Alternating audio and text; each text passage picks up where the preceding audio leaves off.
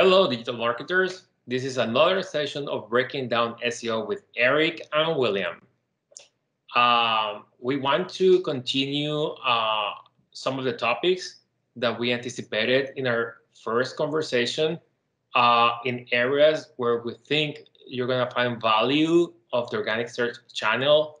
And we always have like some interesting questions from our clients based on our experience that we think are unsolved. And we think that we can provide some guidance on them on your daily practice so you can leverage SEO in a better way. So without further ado, I'm going to give Eric the lead. He's going to have a series of point of views that I will attempt to complete after each one of the statements. And as usual, you can leave your comments in our video on the YouTube channel. You can approach us offline or via our marketing channels, and we will collect that information to provide you with further information in future discussions.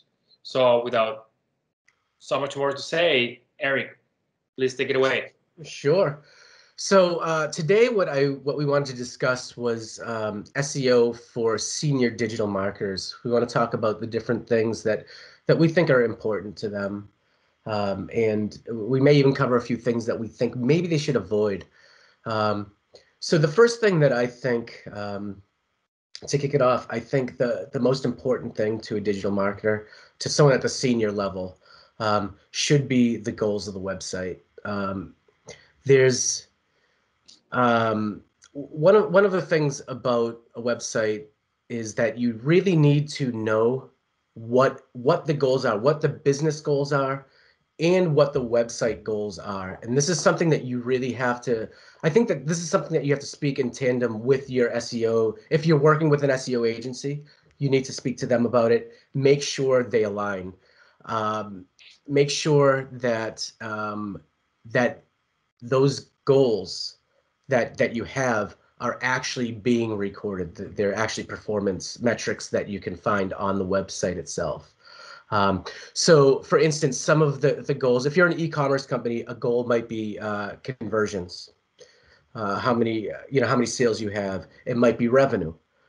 Even if you're not an e-commerce website, you might be, the conversions or calls to actions might lead to revenue. So you have revenue. There's traffic is really important, or it could even just be actions that people take. For instance, if you're a blog website, maybe you want more people to sign up for the newsletter or sign up for the blog itself, that type of thing. And Eric, excuse me, I interrupt you now, but this has to do with the fact that digital marketers are bombarded all the time with a lot of information. And we realize that there is only certain amount of information that you should be receiving and thinking about versus other things that are a distraction in your daily practice, right? It has to do with the fact that sometimes you're being asked about like how much SEO you should know, how much details about the practice you should know, like changing titles or evaluating performance, etc., versus core business objectives and the role of the channel. Is that correct? That's yeah, that's exactly it. I believe that when you're at the senior digital marketing level, I think that your focus really should be on the goals and the performance of the website. There's certain things like maybe, like you said, metadata. Of course, you want to get, if there's a tech audit, maybe you want to see kind of an overview, an executive overview of that type of thing. But I don't think that you should be getting involved in the details. If there's 533 missing meta descriptions, I'm not sure that you need to get in the weeds of that and figure out which ones they are and that type of thing. You should leave that to the people that specifically are making the SEO recommendations on your team and the people that are implementing them. That should really be with them. But what you should know about it is, well, in the last tech audit, there were 535 meta description issues. Now, we just had it, that was 3 months ago. We have a new tech audit. How many are there now? You should be keeping track, making sure things are on track and performance is going up. And based on that, you're going to want to know the performance. So I think the goals and the performance are very closely related, and you need to make sure they're both going in the right direction of the business itself and Understood. of the website. Okay. So, for instance, you would want to set up objectives or targets as well. I think this is something you should be heavily involved in. If depending on where you are, where your website is trending now, whether the traffic or the conversion or whatever goals that you're looking at, is it trending down? Is it trending up? Is it just even? You want to make sure you want to be able to keep track of that performance and figure out where you should be. So say either monthly, quarterly. I think quarterly is probably a good idea.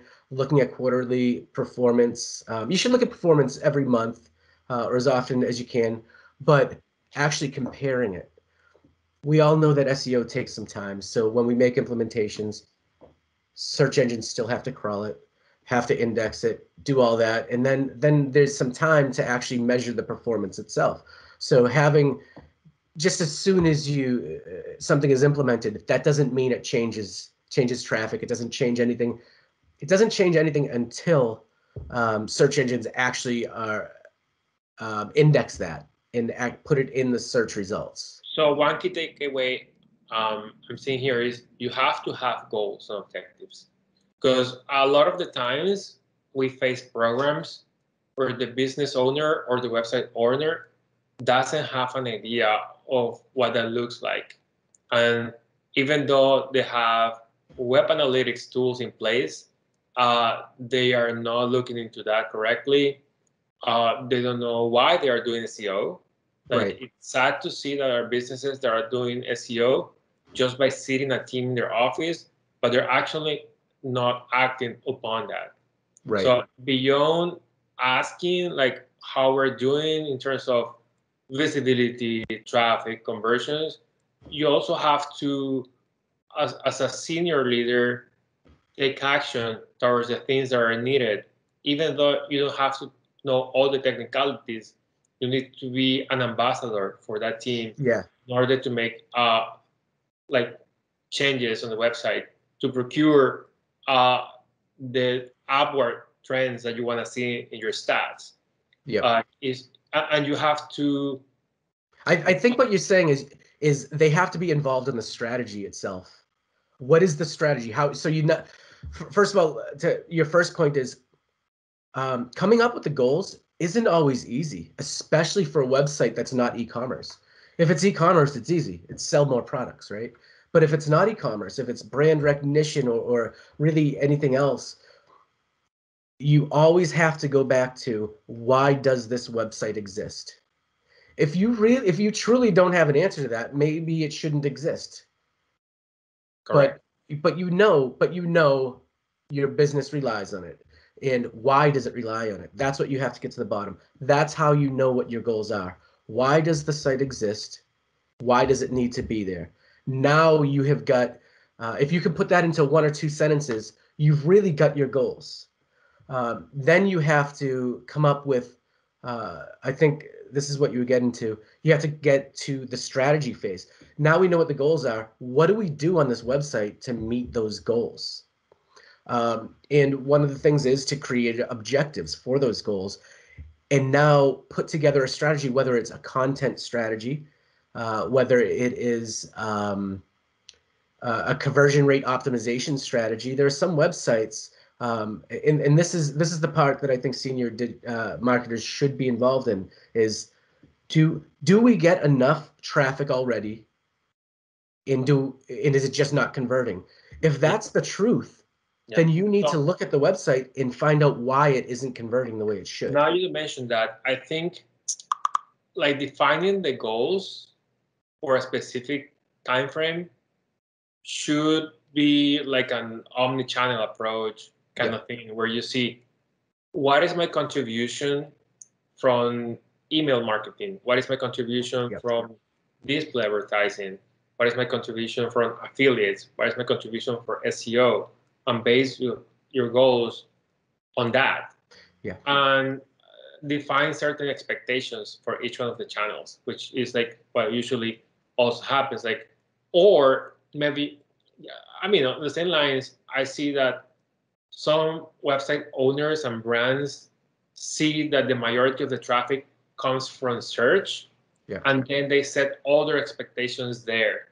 But there's like something that we call in our industry the share of the are you getting your fair share of search? Right. That is the thing. Share of voice. Yeah. So yeah, agreed. Not share of voice, but is like, are you at the right levels of conversions for the audiences that you manage, the amount of product that you offer, the industry that you work on? Like, are we on the right track? How are we on pay like in terms of pacing to be a leader in the market? Right, competitors. Yeah, that's a really good point. You have to be aware of your competitors too, which also makes me think of, you have to be aware of search results. What type of search results? Where it's almost as important to know where you are. It's more important to know where you aren't compared to your competitors versus where you are. One of the things you brought up, multi-channels, and we know that senior digital marketers don't just do SEO. They don't just do social. They don't just do email. They do all of it, and that's why we're trying to that's what we're trying to work in and give these marketers an idea of what they should be looking at specifically to SEO, so they don't worry about all of the minutia that they might be concentrating on, and maybe they shouldn't, because it's probably someone else's job. And that has to do with like the transformation that the world have come to more recently, and how search engines have adapted to that. Let's think about like when in my old days of traditional marketing, we would work on CPG with like the people who work on trade marketing, who are dealing with like merchants, to see how much shelf space we could get at the tip of the shelves, at the top, at the registers, to touch consumers in every aspect. And I've been seeing that Google is trying to like play the role of the shelves on their search results pages by allocating more video, more high resolution images. Is more intuitive. Is like, it's a magazine, like an interactive magazine.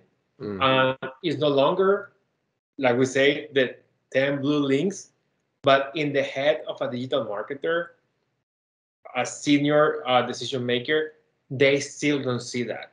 And they don't see why there are some like budget allocations that need to happen, like extra resource allocation to bring that to life for their brands. So if you see that Google is investing more and is bringing more video content up front in the search results pages, then on the brand side, we need to make everything happen so we can have a representation of our brands and our products on the search engine results pages. And in addition to understanding the goals, you need to be an advocate of those initiatives on the brand side for that to happen for your brand.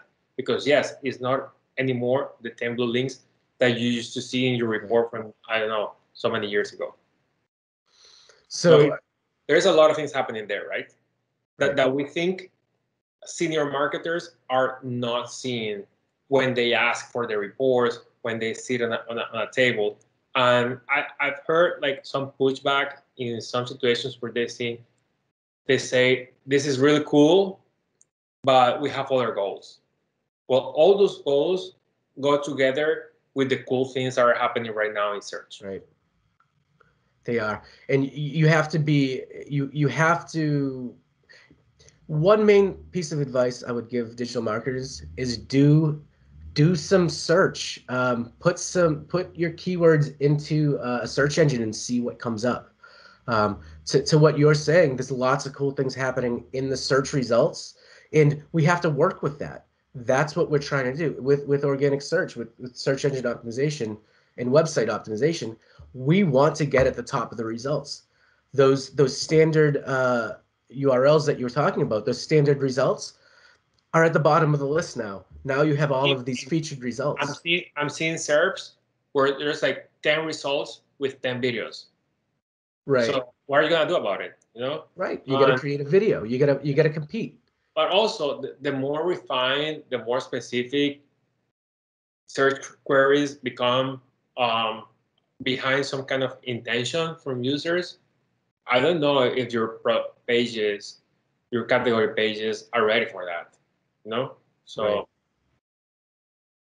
And Google recently presented their innovations in terms of how they're going to show results, how they're going to rank pages, how artificial intelligence is taking over more and more in their different algorithms to score and show information that is really relevant. Like a few months or for the past few years, we've been talking about improving the quality of the pages. Turns out that now they can figure what are the high quality pieces of a long form piece of content, and they can extract that and simply show that passage, as they call it, from a page.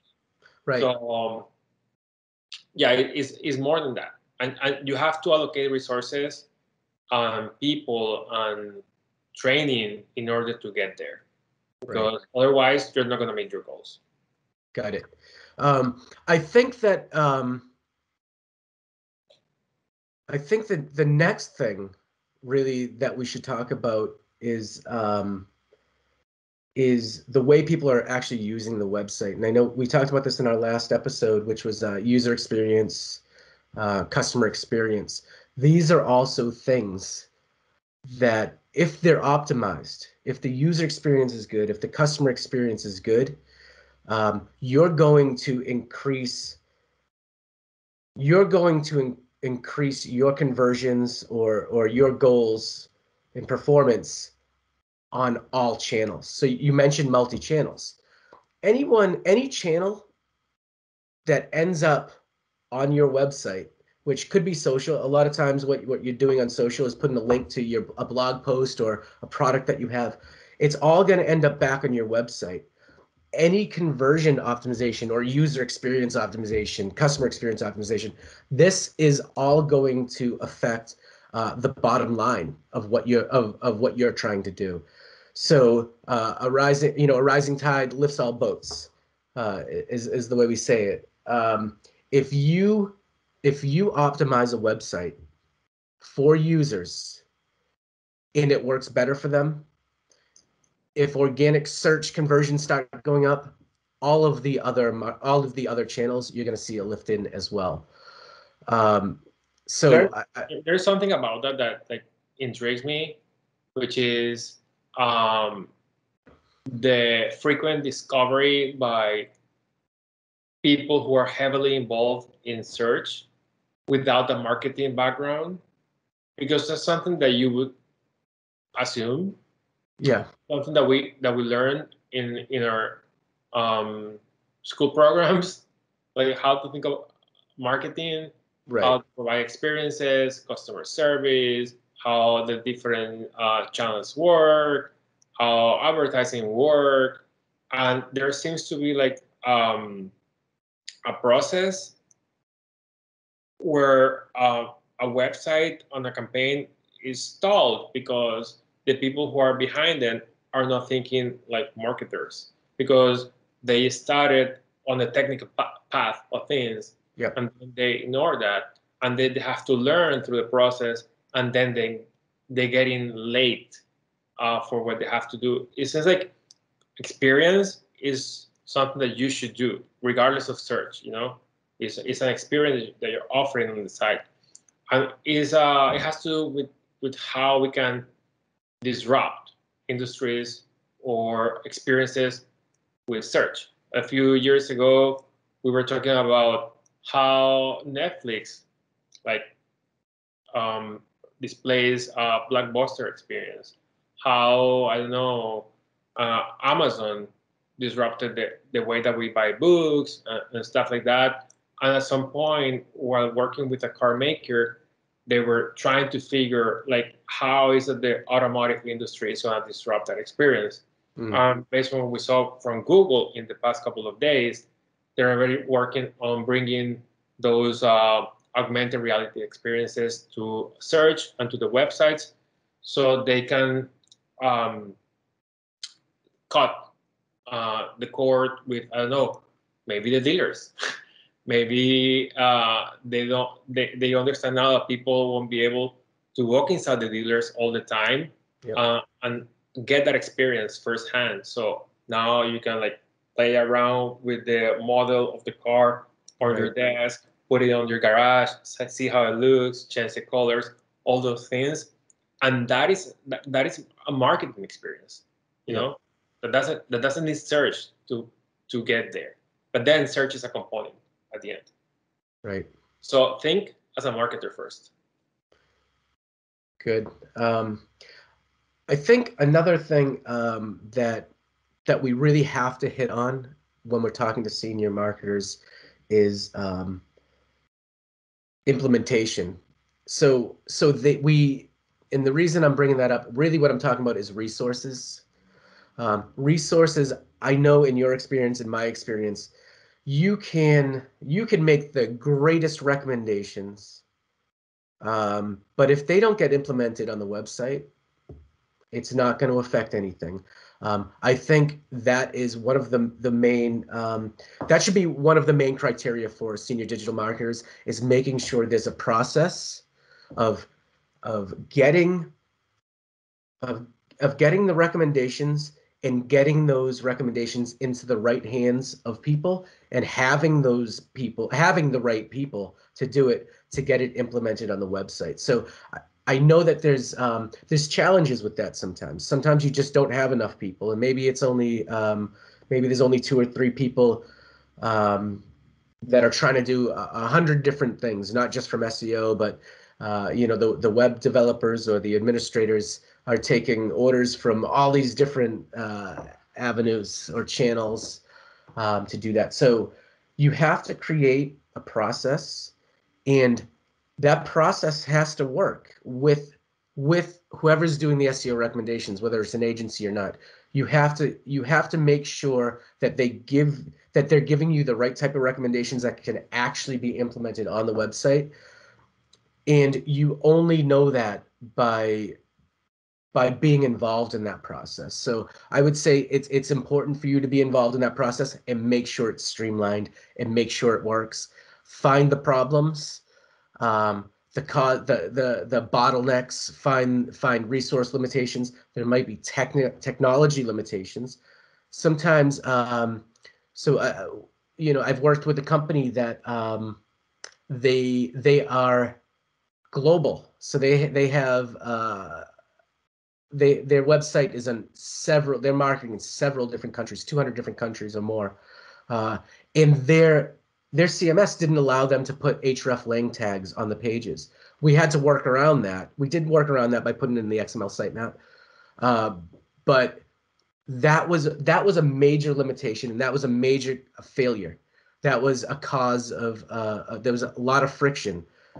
Results were coming up in the wrong countries. So we corrected that. Do you think that there are marketers and brands who are not aware enough of the implications of executing on an SEO program? Let's say they know they want to do SEO, they know they need it, but once they start on it, they don't know how much more they have to invest in terms of resources to make that happen. Right. Like, as consultants, we provide a lot of research, and we provide reports, and we provide POVs, and we make recommendations. But after that, there is more that needs to be done on the brand side, and that takes extra money. If it's content, you probably want to have an in-house studio or you have to hire a certain number of freelancers, or you have to hire editors and writers. There is so much more that happens that needs to be part of your plan since the beginning. Like, not wait until you get on board with an SEO program and then figure out that you don't have enough resources to make your implementations. Right. That's not how it works. I think that has to be, that's why I think the digital marketer has to work that out up front and work that in. If they are working with an external agency, work it out in the scope. What are we going to need to implement this, and then work with that. I think your question is, originally you were asking, your question is it possible that some companies aren't really ready for big, for an agency or big SEO or optimization type changes? I think I've seen that. I think I've come across that. They had bigger plans than they could actually execute on. There's going to be a level that every company can execute on. Okay, so maybe it's initially just hiring a freelance consultant, where you're doing just a few things a week or a few things a month. Once you build it up and you have the resources, that's the right time to actually hire a team or start hiring in-person people. But that's what I'd say that is the role of the senior digital marketer, to figure out what resources they can afford to give to the optimization piece. I agree with that. Yeah.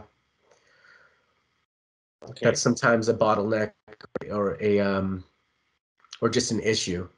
Yeah. So a big mistake that I also see is when you're in an industry that's been enjoying top visibility for like very sought keywords, and you think like the power and the strength of the brand is so good enough that you're gonna remain in that place for a long time, and then you sit on your lap, and then you deprioritize everything in SEO, and you don't allocate the resources correctly to maintain that position, and then once of a sudden, search engines realize, like, these people are enjoying that position, but they don't deserve it because they're not doing anything, and they're not adapting with all the things that we're doing, and then overnight you're gonna lose it all. Yeah, you can have top positions in a certain market for a really long time, but Google changes their algorithms all the time, and they're looking for different things. Search engines' job is to find what they think their users will suit them best. Okay, so what they think their users, and when I say their users, when someone types in a query, that is a search engine's user. That's their customer right now, and they want to give them the best results. So if they see that there's this up and coming competitor that people are clicking on more than even though you're in first position, they're clicking on their stuff more, they're going to get that top position. And to your point, you can't get comfortable. You have to keep working at it. You have to make sure that you stay on top. And that's generally the experience, like you were saying. It's the content. It's making sure that you're satisfying that customer. I would say that, just like I said in the last video, is you really need to focus on the user and your user's intent. Don't get too comfortable, because you're going to have competition. Everybody has competition. And at some point, it's going to catch up with you.